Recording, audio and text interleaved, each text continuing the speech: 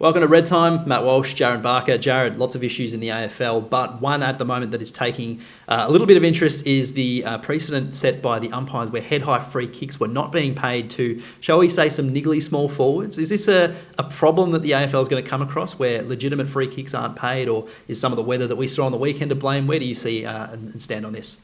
It's certainly an interesting talking point. I think with the case with Cody Weightman, where he's throwing himself out of contest and diving and trying to milk the free kicks, it's a little bit different to Jack Ginnivan's case, where he's using what he calls a skill to lift up his arm when he gains possession of the footy to try and draw in that high contact. I don't subscribe to the theory that there is a predetermination from umpires going into a game of footy in how they're going to adjudicate a certain contest depending on the player that's involved.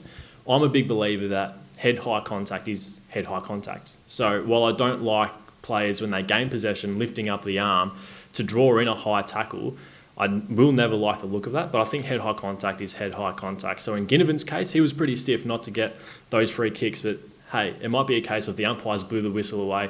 I don't think they're going to say, that's Jack Ginnivan, we're not going to give him a free kick. An important part of that game that it was really tough conditions. And tough conditions are not only hard to play in, but they're hard to umpire as well. And when you've got players' limbs going in everywhere, players sliding around, head-high contact can be incidental, and you can miss this sort of stuff. So, look, it's been 1 week of this sort of drama, and there's been a lot of chat on social media and all that, but let's just hold our horses and see what happens in coming weeks.